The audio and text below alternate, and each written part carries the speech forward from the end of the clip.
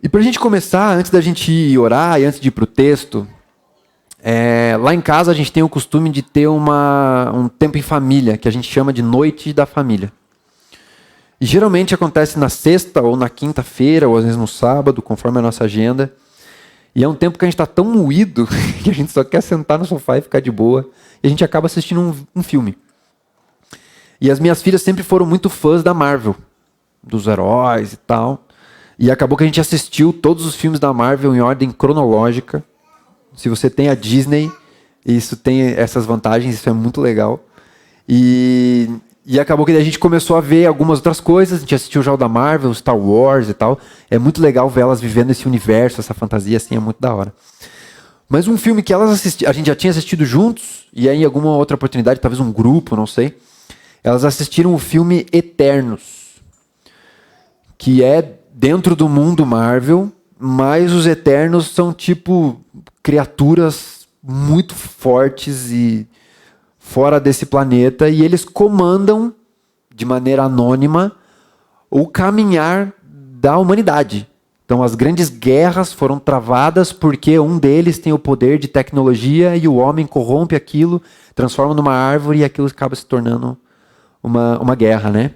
E desde a agricultura, o homem começa a crescer dos maias, e o nome é Eternos porque eles são eternos.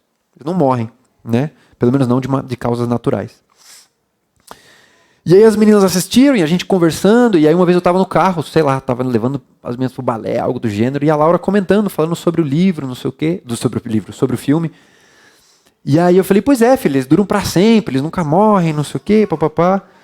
E aí eu comecei a lembrar do filme e eu vi que... Obrigado, Bibi. Eu vi que, cara, eles são criaturas eternas. Tem um dos caras lá que ele parece super-homem, que ele voa, solta raio laser, é super forte. Tem umas qualidades incríveis. Tem outro que nunca envelhece. Então ele é um jovem, mas ele consegue mudar a forma dele. Então, assim, poderes incríveis e fenomenais.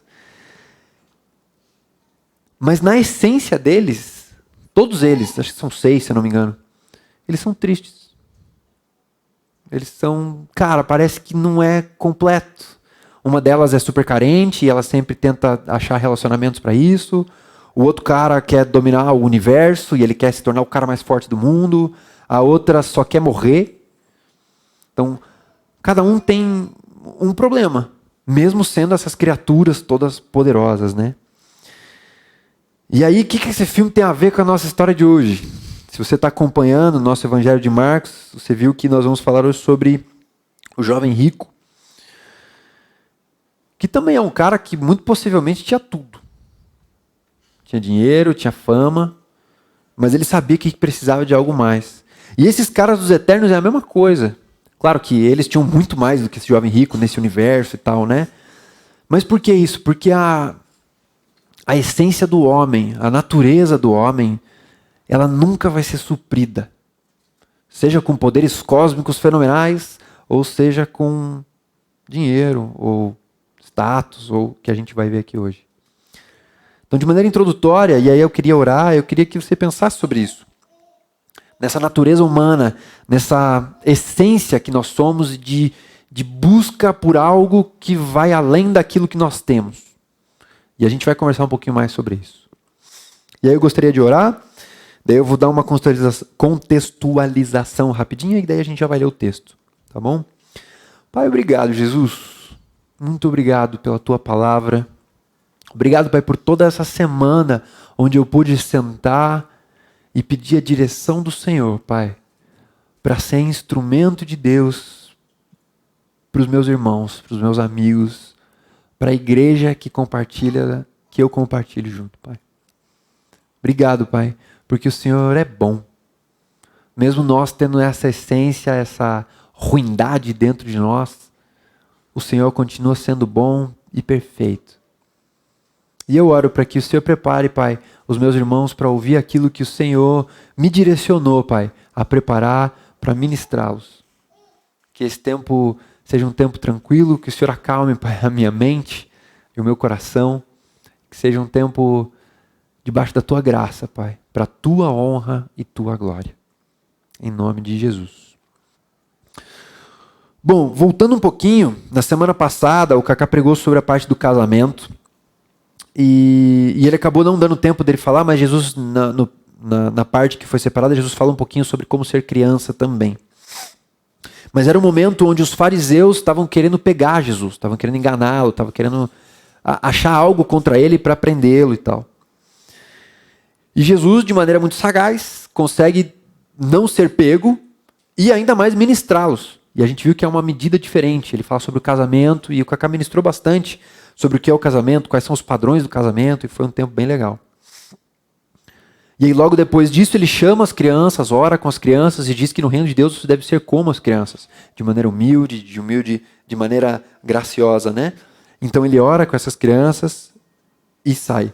E no momento em que ele está saindo do lugar, ou seja, ele está saindo da Judéia, que ele estava do outro lado do Rio Jordão, é onde acontece a nossa história. Né?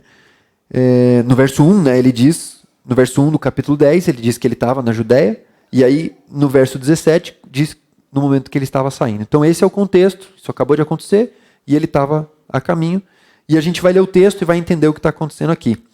Então você pode abrir sua Bíblia, seu aplicativo, no capítulo 10 do livro de Marcos, no verso 17, e nós vamos ler até o verso 31, que é a história do jovem rico. E eu gosto de ler o texto, porque se tudo que eu falar aqui for abobrinha, você não entender nada, pelo menos eu li a palavra de Deus e isso já vai ser lucro para vocês.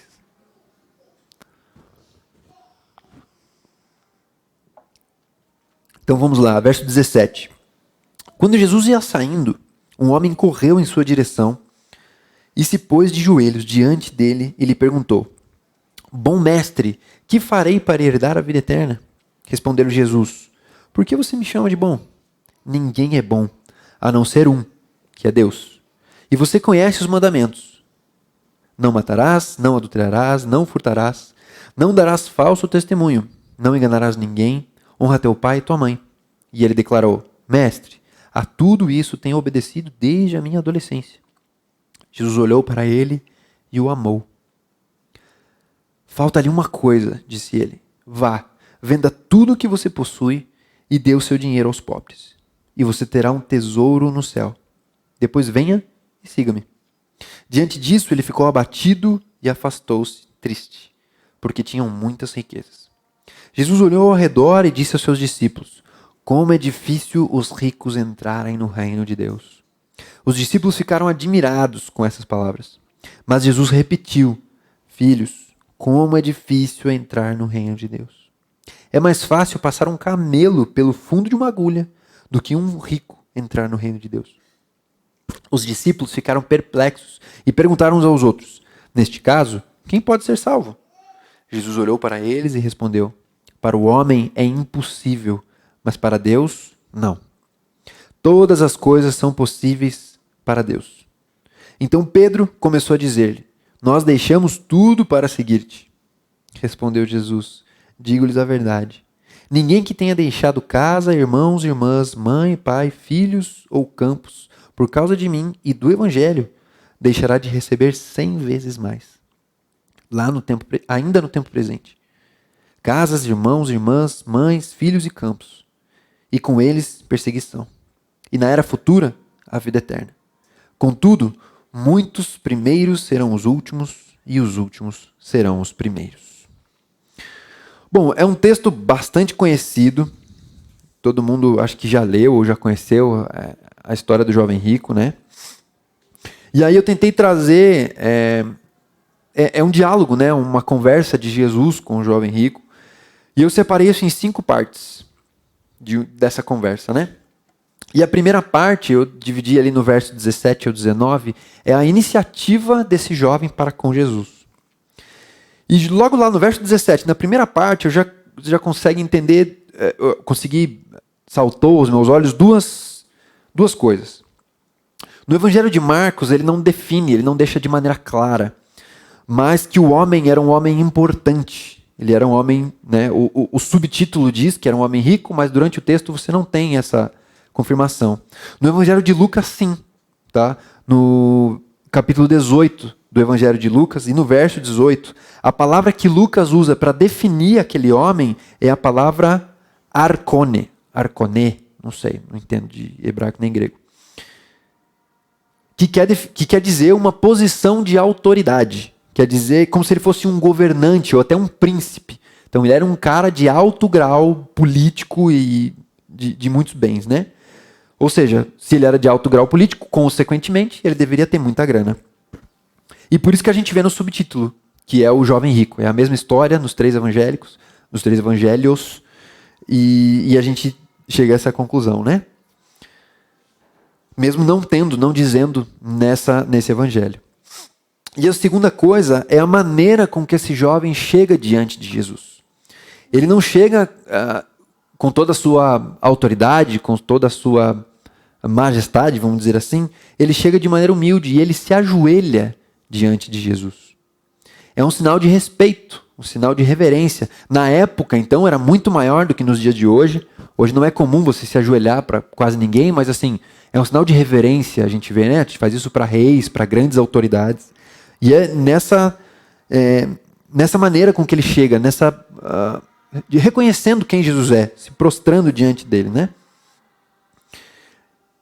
E aí ele pergunta, bom mestre, o que farei para herdar a vida eterna? E a gente vê que é diferente a maneira com que o jovem rico chegou do que como os fariseus chegavam. Os fariseus sempre estavam arquitetando alguma coisa. E ele chegou na humildade, né? Chegou, Jesus, o que eu devo fazer? Mas Jesus era muito sagaz. E Jesus, quando ele veio com essa pergunta, Jesus já deu um clique. E Jesus já dá uma outra pergunta, uma outra afirmação, ou uma pergunta, meio que dando uma desestabilizada no jovem. Meu querido, por que você me chama de bom? Bom não tem ninguém, só tem Deus. O que não quer dizer que Jesus não se reconhecia como Deus. Mas talvez Jesus entendesse que o jovem não enxergava ele como Deus, mas sim como um bom mestre. E aí quando Jesus é reconhecido pelo jovem como bom, Jesus já, meu querido, para você eu não sou Deus, então talvez eu não seja bom. O homem não reconhecia Jesus como Deus, né?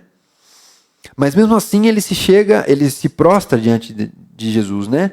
Ele se coloca de uma maneira, Jesus mostra uma forma mais aceitável para que esse jovem possa fazer algo para chegar ao reino dos céus, que é os mandamentos, que é a maneira mais comum que os judeus tinham para chegar aonde eles queriam, para chegar aos céus, para viver uma vida correta, né? E em Lucas, aqui no Evangelho, ele não diz, ele não pergunta, né? Mas no Evangelho de Lucas é como se Jesus fala, obedeça os mandamentos. E os jovens perguntam, mas quais mandamentos? E aí Jesus fala. Mas aqui não. Aqui é como se Jesus afirmasse que ele já cumpria esses mandamentos. Tipo assim, cumpre os mandamentos, pá. Ele fala no texto, né? Se você for ler novamente. Não como se ele precisasse começar a fazer isso. Mas a maneira com que a gente entende é...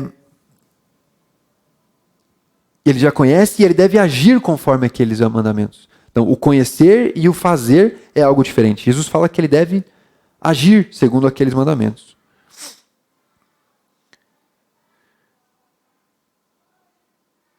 Até peço desculpa, gente, eu mudei um pouquinho a minha forma de anotar, então eu estou me perdendo um pouquinho, mas acho que daqui a pouco pega no esquema aqui.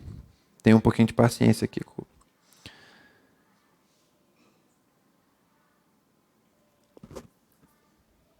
Isso, ele precisava agir conforme aquilo. E mais uma vez, não era como se Jesus não soubesse o que ele fazia ou não soubesse o que ele deixava de fazer. Mas Jesus, mais uma vez, ele dá a letra esperando a resposta do jovem. Como se ele quisesse que o jovem falasse para ele aquilo que ele já faz ou o que ele deixa de fazer. Jesus conhece o coração, não só do jovem, como o meu, como o seu coração. E ele sabe exatamente aquilo que você precisa fazer. Jesus não precisava ter perguntado para o jovem se ele cumpriu os mandamentos ou não. Mas ele queria que o jovem falasse aquilo. Ele quer que você também fale. Ele quer que você chegue diante dele e peça.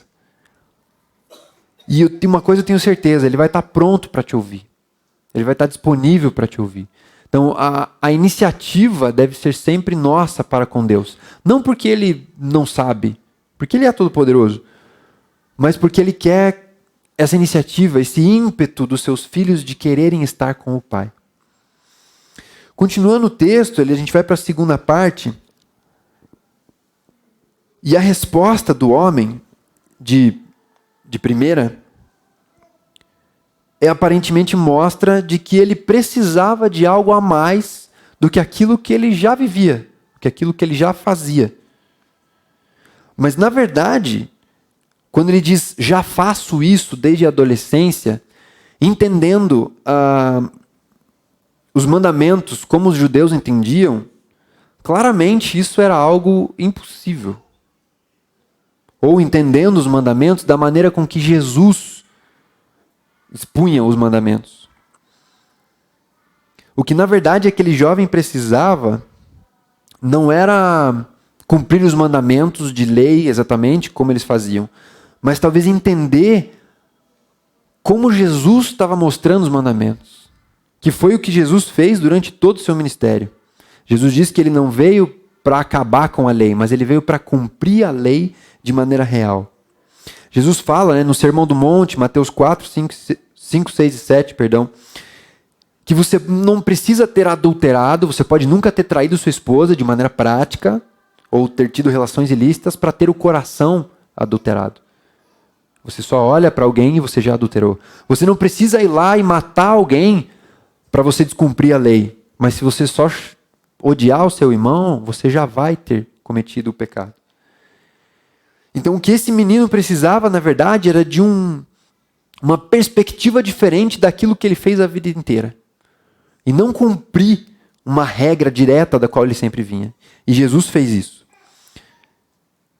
Mas ele sabia que tinha algo dentro dele que precisava mais. Ele já era regrado, muito possivelmente ele era extremamente disciplinado para com isso e todas as leis e as coisas que ele precisava fazer. Mas tinha algo dentro dele, igual os eternos, que precisava de algo mais. E nessa hora é algo incrível. O verso 21, quando Jesus percebe isso e que ele fala que ele já cumpre os mandamentos, o texto diz, e Jesus o amou. Cara, o Gabriel na sexta-feira no Open fez um exercício e quando eu estava lendo eu fiquei pensando nessa maneira. Imagine você diante de Jesus, tendo uma conversa. Como que Marcos, Mateus, Lucas, João, olhando para aquilo, para Jesus conversando com o jovem rico, qual que seria o olhar de Jesus para com aquele jovem? Para o cara olhar para aquilo e falar, caraca, Jesus amou esse moleque. Qual deveria ser a feição de Jesus olhando para aquele garoto, para aquele menino, para aquele jovem, naquele momento, para o cara falar, Jesus amou ele naquele momento. Como diz o meu pastor, que cena emblemática. Deve ter sido muito maravilhoso poder participar ou até ser amado por Jesus a ponto das pessoas que estavam em volta enxergarem isso. Mas na minha cabeça, nesse momento, quando Jesus o ama, é como se fosse a cena daquele filme do Divertidamente, quando a alegria toma conta do painel de controle de Jesus e joga tudo para cima e Jesus está tipo, é agora! Consegui chegar onde eu queria, é esse momento, é nesse ponto que eu queria chegar com esse menino. Eu consegui falar uma pergunta para desmontar ele, montei todo o esquema, chegou nessa hora. Agora vai, agora eu vou conseguir, vai ser mais um discípulo aí que vai entrar pra gente. Então vai lá, cara, vende tudo que você possui, dê o dinheiro para os pobres. Só aí você já vai ter o tesouro no céu. E depois vem e me segue. E diante disso, o jovem rico revela de maneira pública o que realmente estava dentro do coração dele.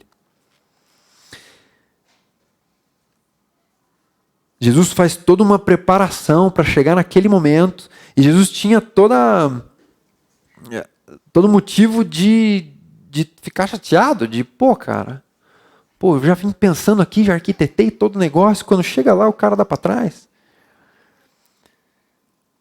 O resultado, a aplicação de tudo que Jesus constrói desmorona naquela resposta do jovem. Por causa de um coração que amava o dinheiro. E o problema aqui não era o dinheiro. A gente sabe, a gente fala aqui que o dinheiro nunca é problema, de que nós vamos todos juntos, e que hoje o dinheiro é uma ferramenta para nós, para poder servir ao Senhor. Mas sim o lugar em que o dinheiro toma na vida. Quando você entende que o dinheiro... E não por ser o dinheiro, mas quando você percebe que algo toma o lugar de Deus na sua vida, isso se torna um ídolo, e é isso que tem tomado seu coração. E é isso que tomou o coração do jovem naquele momento. E a pergunta que eu faço para você pensar agora: o que tem sido o dinheiro do jovem rico para você hoje? O que você tem colocado na frente do que Deus tem colocado para você? O que você tem escolhido na sua vida diária acima do seu relacionamento com Deus?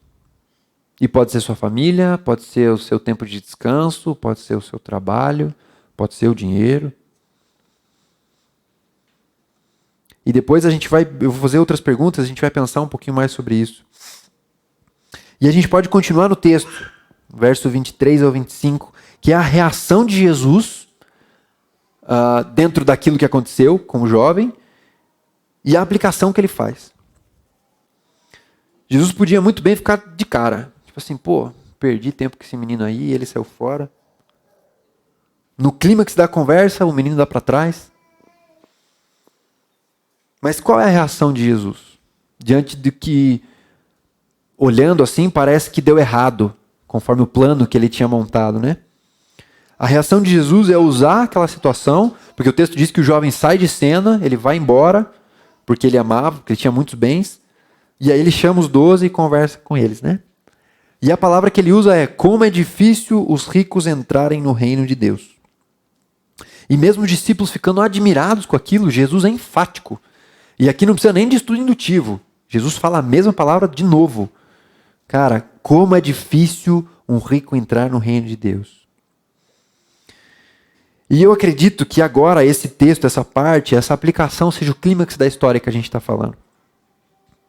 E assim, eu não quero demorar muito tempo aqui, mas eu acho que vale a pena a gente falar sobre o tal do camelo e o buraco da agulha, né?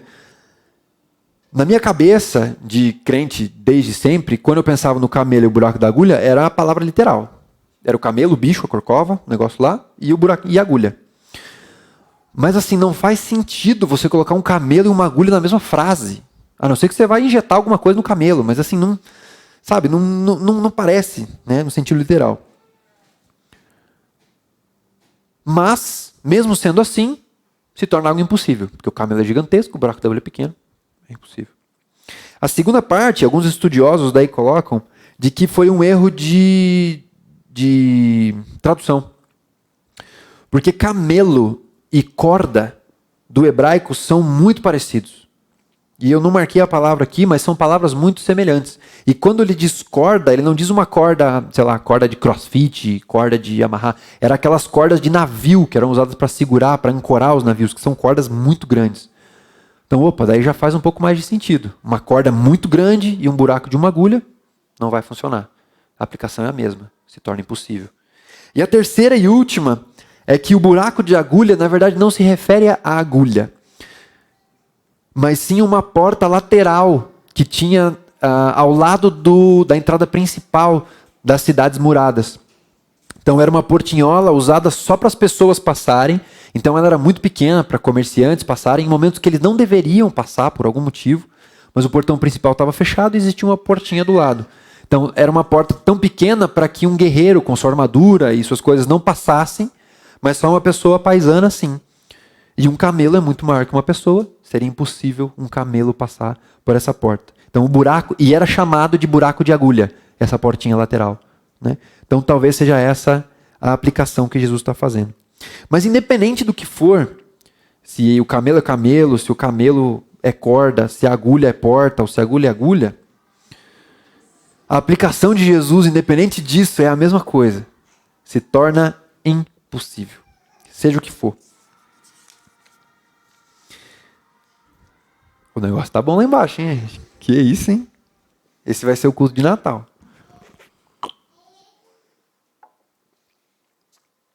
E diante dessa situação, a gente entra na quarta parte. Os discípulos ficam perplexos, diz no verso 26. E por quê? Por que os discípulos ficam perplexos? Porque até onde a gente vê, e olhando para o histórico deles, nenhum deles era rico, a não ser Mateus, que era um cobrador de impostos, né? Mas ele nega tudo aquilo. E se você já assistiu The Chosen, é muito legal a releitura, a maneira com que eles fazem isso, dele negando, perdendo a filiação do pai dele e tal. Então ele nega essa riqueza, esse valor, mas teoricamente acho que era ele que sustentava os rolês com Jesus ali. Mas a grande maioria dos discípulos não eram ricos. Então por que eles ficaram perplexos? Entendendo um pouquinho sobre a cultura, e a gente já falou sobre isso alguns domingos atrás também, dentro da cultura judaica, quando uma pessoa tinha algum problema físico, então uma mão coisada, uma perna faltando, algum problema, ele era considerado um amaldiçoado por Deus. E aí, consequentemente, dentro dessa cultura, ele acabava se tornando um mendigo, um andarilho, ele era rejeitado pela sua família, enfim, né? E acabava se tornando pobre por causa disso. Consequentemente, aquele que tinha muito dinheiro, que era avantajado de grana, era abençoado por Deus dentro dessa cultura. Consequentemente, os ricos teriam um lugarzinho já preparado no céu, porque já eles estavam abençoados por Deus aqui nessa terra, segundo a cultura. E Jesus vem para quebrar tudo isso. Então, trazendo toda essa bagagem, Jesus quebra todos os paradigmas da cultura. E aí os discípulos, caraca, moleque, nem os ricos vão entrar, os ricos que são abençoados por Deus.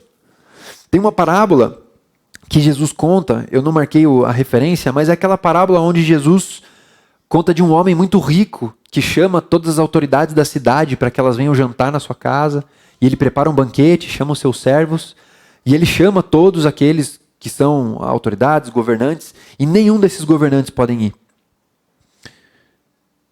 E aí os servos dele voltam e falam, ninguém vai poder vir, cara, não vai ter como. Tal. Ele falou, então faz o seguinte, vai lá e chama todos os pobres, todos os coxos, todos os aleijados, todos os mendigos da cidade, e eu vou servir o jantar para eles. E Jesus é esse cara, Deus é esse cara, que está preparando o banquete, não para aqueles que, segundo a cultura, são avantajados e têm as bênçãos de Deus na sua vida. Muito pelo contrário, Jesus veio para todos. E Jesus quebra todos esses paradigmas. Então, a reação dos discípulos é como assim, se nem os caras que são abençoados por Deus vão ser salvos, imagine nós. Nós estamos lascados. Porque nós já não temos a bênção de Deus. O que vai ser da gente? E aí chega onde Jesus responde essa perplexidade dos discípulos, né? Para o homem é impossível, mas para Deus não. Todas as coisas são possíveis para Deus. No verso 27. Só com esse versículo eu separei aqui 4 aplicações. A primeira é que Deus pode todas as coisas. Simples assim, pronto, acabou. Ele pode. Ele pode passar o camelo na agulha, se ele quiser. E eu estou falando de camelo e estou falando de agulha mesmo agora. Ele pode, ele consegue. Como? Não sei, ele pode. Ele consegue, ele tem poder para isso. E fim de papo. Mas o segundo ponto é, Deus não faz tudo que pode. Claramente nessa história ele não fez. Jesus podia ter, sei lá, um olhar penetrante no jovem rico e você vai doar tudo. Podia. E ele tinha poder para isso. Ou só, vai, doa, mané. E ele ia doar. E tá beleza. Deus podia. Mas ele não faz tudo o que ele pode. Jesus era o Deus encarnado e ele não fez isso. Mas ele não usa o seu poder por quê? E a gente entra na terceira aplicação. Porque ele não obriga ninguém. Mesmo com todo o seu poder, ele pede para que a decisão seja nossa. Ele pede para que nós tomemos a decisão diante desse Deus Todo-Poderoso. E a gente volta lá na história, quando eu falei, né, que ele quer que nós tomemos a primeira iniciativa. Ele espera a nossa decisão para com um Deus que é todo-poderoso. E a última aplicação, dentro só desse texto, é que não existe nada que nós possamos fazer para que algo seja suficiente. Porque a obra da cruz já foi suficiente. Porque Jesus lá na cruz já morreu e levou todos os pecados. E a partir disso é que nós podemos tomar uma decisão para seguir esse Jesus. Não existe atitude, disciplina, mentoria, coaching, sei lá, que seja suficiente para que nós possamos ser salvos. Ou para que você deseje, que você mereça a salvação. A obra da cruz já foi suficiente. E pronto, acabou. E aí nessa última parte, do verso 28 ao 31, Jesus traz uma realidade para os discípulos. E aí entra nosso amigo Pedro, o Pedrão. Cara, deve ser muito maravilhoso poder encontrar Pedro no céu. Ou até ter convivido com ele, como esses caras conviveram. E o Kaká falou alguns domingos atrás de que nós precisamos de mais Pedros na nossa comunidade. De pessoas que primeiro agem, ele faz, depois ele pensa naquilo que ele está fazendo. Só faz. Mas que tem esse amor por Jesus. Que tem uma proatividade. A minha avó falava, é para frentex. Como é especial, como é maravilhoso a gente poder trabalhar com esse tipo de pessoa. E digo numa posição de líder, de você conseguir direcionar esse cara para, cara, ele voa, assim, é impressionante. Você não precisa ficar puxando ninguém. Você tem que, opa, calma, não, vamos lá, tal. Mas ele puxa a galera, é um negócio assim que é impressionante. E a reação de Pedro é como se fosse assim, bom, já que nem os ricos vão se salvar, mas olha nós aqui, Jesus, nós demos tudo. Nós entregamos tudo aí para seguir o Senhor aí, né? Deixamos casa, deixamos pais e tal. E aí, Jesus, qual que vai ser de nós? E aí nessa hora eu fiz o exercício que o Gabs passou pra gente também. Comecei a imaginar essa história, né? Como se Jesus olhasse para Pedro, tipo, desse uma risadinha e falasse, é isso aí mesmo, Pedrão. É isso aí, cara. É isso aí que vocês estão fazendo. Vocês estão deixando tudo para me seguir. E vocês vão ser recompensados 100 vezes mais. E nessa hora ele não está dizendo que são 100 vezes mais de maneira literal, tá? Senão aqui Deus estaria prometendo para a gente 100 esposas, 100 casas, 100 amigos. Não é literal, mas ele quer dizer uma quantidade, tá? E isso vai acontecer aqui, ainda em tempo presente. O texto diz. E aí, aplicando isso para as nossas vidas, eu não peguei de nenhum autor, de nenhum comentarista, mas eu acho, tá? Eu, Lucas Nadalim, acho isso e depois a gente pode conversar. Mas que nesse momento, Jesus estava se referindo aos amigos, aos pais, às mães, ele estava se referindo à sua comunidade. A igreja do qual ele ia instituir depois. Então, esses amigos, essa família que você vai ter em tempo presente, quando você abre mão de tudo que você tem, você ganha essa família, você ganha esses amigos. E é impressionante, eu já vi pessoas que nem são cristãs assim tal, mas vêm em situações difíceis, olhando, uma cunhada minha, ela teve a filha dela na Inglaterra, se eu não me engano. E cara, quem já teve um filho pequeno sabe o perrengue que é se acordar de madrugada e tal. E quando a gente teve, as meninas falaram, nossa, mesmo, claro, vocês têm família e tal, mas ainda bem que vocês têm a igreja. E ela nem vive nem tem uma comunidade de fé da qual ela compartilha. Então isso é reconhecido. Então nessa hora, Jesus talvez estivesse se referindo a isso.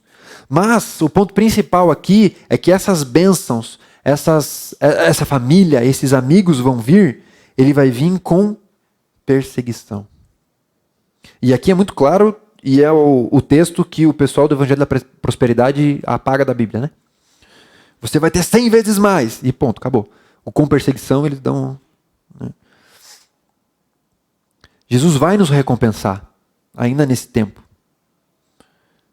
Porém, a recompensa de Jesus não tem o mesmo parâmetro, nem o mesmo...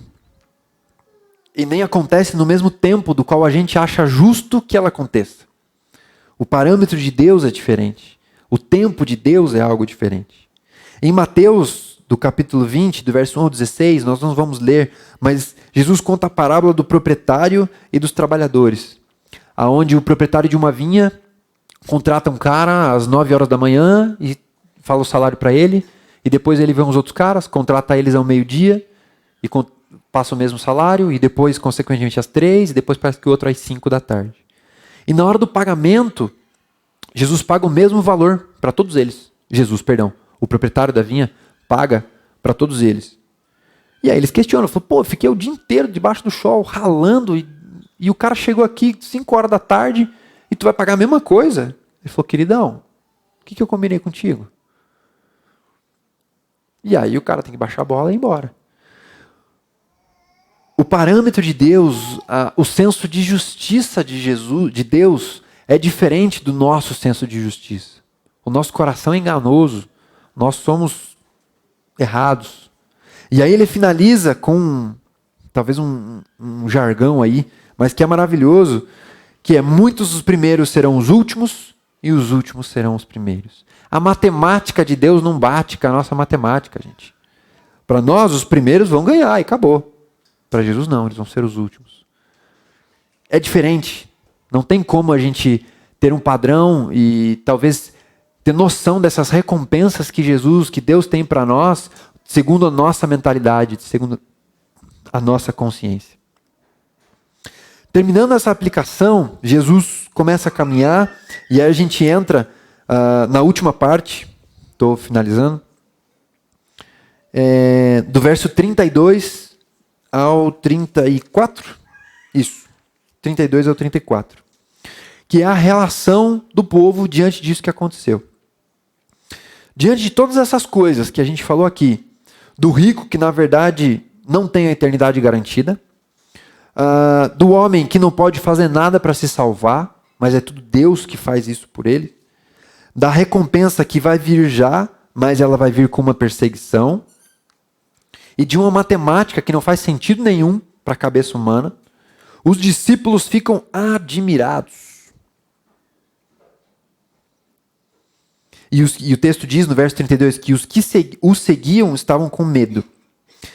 Quando você lê, parece que são grupos diferentes. São aqueles que o seguiam e os discípulos. O David Guzik, que é um dos comentaristas da Calvary, ele diz que não. Ele diz que era o mesmo grupo. Aqueles que o seguiam eram os discípulos. E ele diz que esse grupo teve medo e ficou admirado. Né? Teve medo e admiração. Por quê? Porque Jesus estava voltando para Jerusalém. E eles já sabiam que Jesus ia ser morto em Jerusalém. E eles sentiram admiração por quê? Porque Jesus, o texto diz que ele ia na frente e os discípulos iam atrás dele. E era assim, tipo, caraca, o cara sabe que lá ele vai ser morto, crucificado, vão arrebentar ele no pau, e ele continua indo para lá. Então era uma admiração. E o medo era por quê? Porque eles estavam seguindo Jesus. Então se vai acontecer isso com Jesus, ele já deixou claro, caraca, o que vai acontecer com a gente? Que vai estar seguindo ele. Então era um misto de admiração do cara que ia na frente, mostrando o caminho, com o medo do que vai acontecer por eu estar seguindo esse cara. E aí Jesus lembra o que vai acontecer. Ele diz que ele vai ser entregue aos chefes, ele vai ser condenado à morte, ele vai ser entregue aos gentios, vão zombar dele, vão cuspir, vão o açoitar e vão o matar. E 3 dias depois, ele vai ressuscitar. Mas se você tiver um exemplo de uma recompensa, ainda nesse tempo, com perseguição, melhor do que essa, eu espero que você me dê, que eu não achei. Jesus é o exemplo para nós. Jesus ia à frente deles. Jesus guiava eles. Jesus chamava para o peito. Vem comigo, é aqui. Relaxa. Eu prego tudo isso aí que eu estou falando para vocês fazerem, mas pode ficar tranquilo. Antes de vocês fazerem, olha para mim, eu vou fazer. Eu vou fazer por vocês. Jesus é o exemplo do servo. E esse Jesus é o mesmo Jesus daquela época, é o Jesus do qual nós servimos hoje. É o Jesus que te chama para cumprir a obra dele, mas não uma obra só para você cumprir. Para você cumprir a obra dele, porque ele já cumpriu por você. E você tem ele como exemplo muito claro para tudo isso. E aí, para a gente pensar um pouco, e a gente vai conversar um pouco mais nos grupos, eu queria de maneira bem rápida, meu tempo está acabando. Quando a gente conclui algo aqui, a pergunta que geralmente eu faço é: se eu ouvi todas essas coisas, mas isso não gerou nada dentro do meu coração ou do coração de vocês, isso aqui foi inútil. Então, uma das maneiras que eu particularmente gosto muito de analisar tudo que foi falado são formas de perguntas. E eu separei 5 perguntas que eu queria fazer para você. Eu queria que você pensasse nessas perguntas. E aí eu vou orar, e aí o pessoal do louvor vai ter mais uma música. E a gente finaliza. A primeira pergunta é: quais são as coisas na minha vida? Quais coisas na minha vida eu tenho pensado que preciso fazer para herdar a vida eterna? Das quais eu tenho tirado a obra da cruz do lugar dela. Qual tem sido o meu dinheiro? Que a princípio eu me apresento todo humildão, de joelhos diante de Jesus, mas que quando Jesus realmente pede para que eu entregue aquilo, me desmonta totalmente. Diante de uma situação da qual você programa, quando você monta algo e aquilo dá errado, como você reage? Você se tranca no quarto e chora em posição fetal por uma semana? Ou você entende que o Senhor está no controle de todas as coisas e você consegue aplicar isso de uma maneira que o Senhor já programou, sabendo que Ele é Senhor de todas as coisas? Existe algo na minha vida que tem tomado o lugar da cruz de Jesus? Eu estou fazendo ou tentando fazer algo para ser merecedor da salvação? A sua vida diária de disciplinas espirituais, é com elas que você acha que você vai ter a salvação? Ou elas são uma ferramenta porque a salvação já foi te dada? O caminho é o inverso. E de maneira bem prática, quem são os irmãos, as irmãs, os filhos, as casas, os campos que Jesus tem te dado, ainda nesse tempo presente, para que juntos vocês possam viver a perseguição que Jesus tem dado para você?